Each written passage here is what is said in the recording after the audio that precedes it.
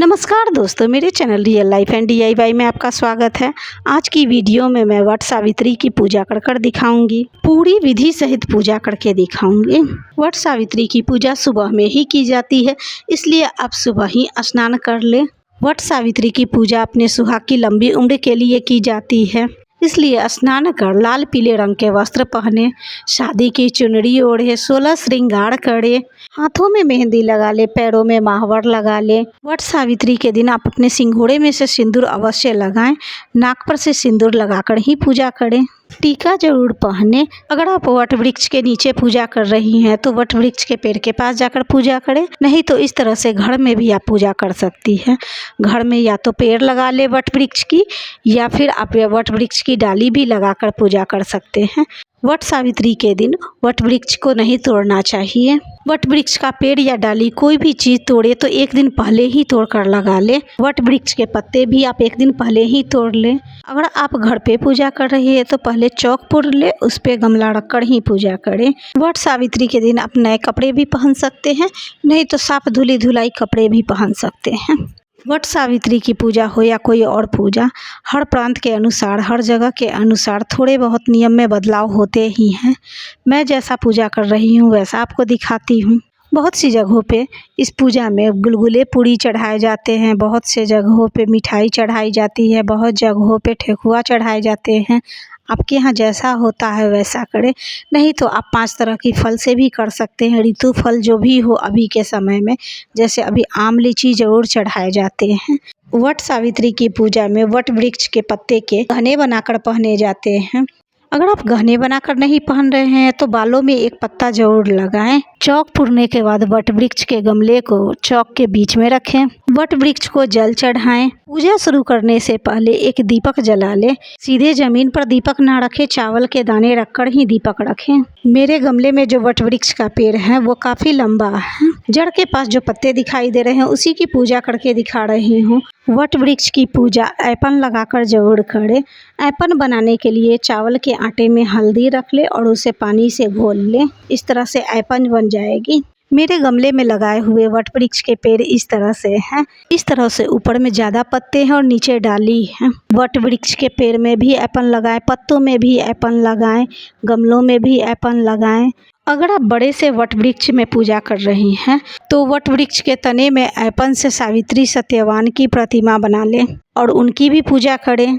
मैं पुस्तक में ही सत्यवान सावित्री की पूजा कर लेती हूँ। मेरे यहाँ पीला सिंदूर से ही पूजा किया जाता है, इसलिए मैं सभी में पीला सिंदूर लगा रही हूँ। अगर आपके यहाँ रोली कुमकुम से किया जाता है तो आप उसी से करें।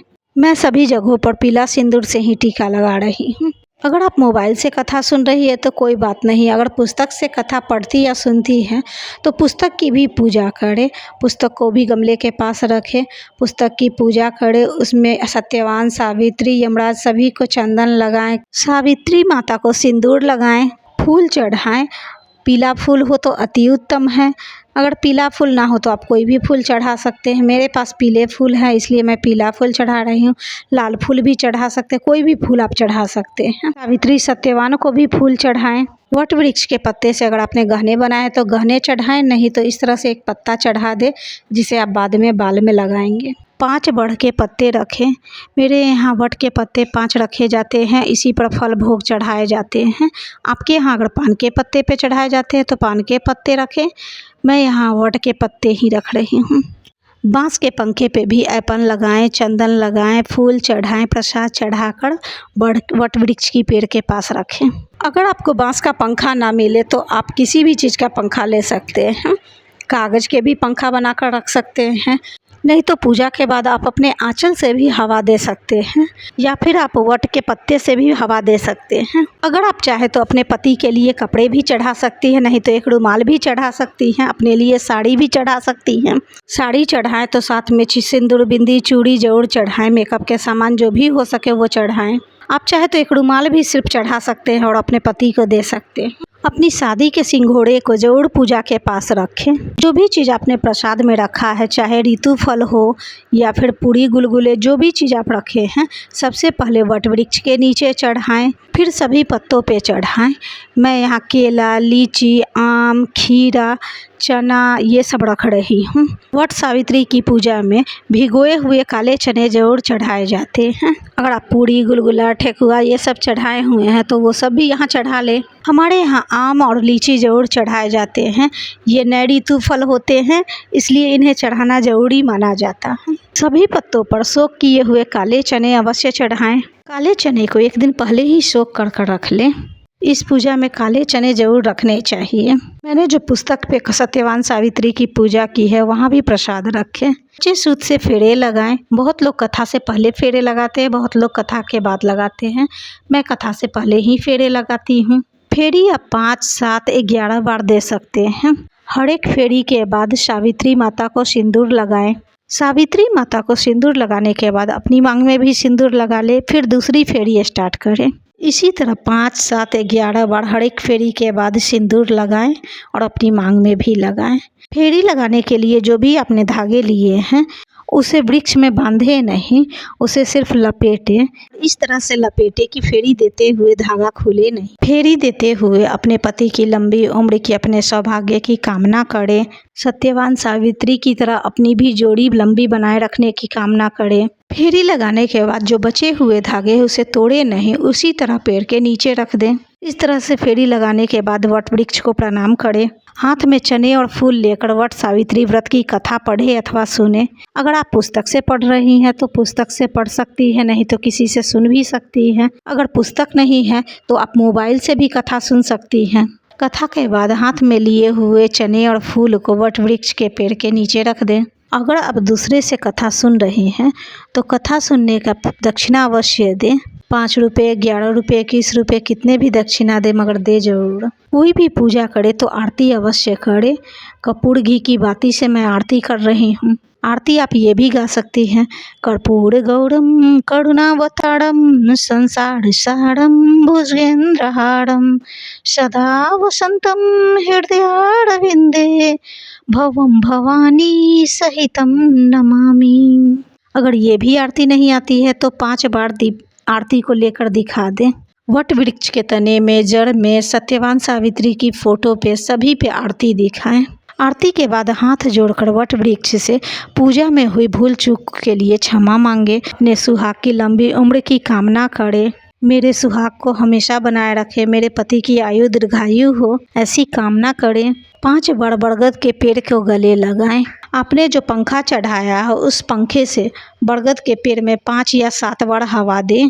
वट वृक्ष को हवा देने के बाद पंखे को रख ले। इससे पति को भी 5 या 7 बार हवा देना होगा, क्योंकि वट सावित्री की पूजा में वट वृक्ष की पूजा के बाद पति की भी पूजा की जाती है। पति की पूजा करने के बाद ही कुछ खाया पिया जाता है। कुछ लोग पूजा से पहले ही पत्तों का गहना पहन लेते हैं या फिर पत्ते को बाल में लगा लेते हैं। मैं पूजा के बाद ही लगाती हूँ। इस तरह से बाल में एक पत्ते को लगा लें और इसे पूरे 24 घंटे तक रखना है। पूजा से पहले आपने सिंदूर नाक पर से तो किया ही है। पूजा के बाद भी शादी वाले सिंघोड़े को उतारकर उसमें से आप सिंदूर जरूर लगा लें। इसके बाद आप अपने खोइछा में जरूर प्रसाद ले लें। जो आपने 5 जगह प्रसाद चढ़ाया है उसमें से एक जगह का प्रसाद उठाकर आप अपने खोइछा में ले लें। अगर कोई बड़ी बुजुर्ग है तो उनसे ही ले लें, और नहीं तो खुद से भी इस तरह से ले सकती हैं। और जो 4 जगह प्रसाद बच गए हैं उसमें से अपने पति के लिए भी प्रसाद रख लें। बाकी सबको खोइछा में दे सकती है। अगर पेड़ के पास कर रही हो तो बहुत सारी लेडीज़ मिलेंगी, उन्हें भी खोइछा में दे सकती है।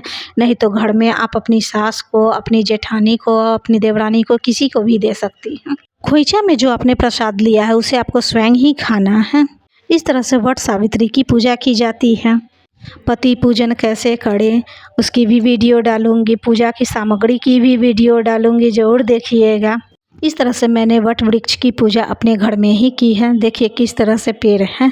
इस तरह से मैंने पेड़ लगाकर घर पर ही पूजा की है। आप चाहें तो अपने अगल बगल के मंदिर में या कहीं भी जहाँ वट वृक्ष का पेड़ हो वहाँ आप पूजा कर सकती हैं। आशा है मेरी ये वट सावित्री की पूजा की वीडियो आपको पसंद आई होगी। सभी चीज़ें विस्तार से बताई हूँ, समझने में कोई भी गलती नहीं होगी।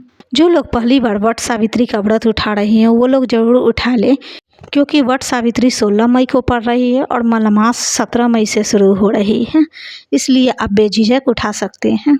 ये व्रत ससुराल या मायके किसी भी जगह से उठाया जा सकता है। मैं तो ससुराल में ही उठाई थी। जिस तरह माता सावित्री की सुहाग सलामत रही, उसी तरह से हम सबकी सुहाग सलामत रहें, इसी कामना के साथ मिलती हूँ अगली वीडियो में।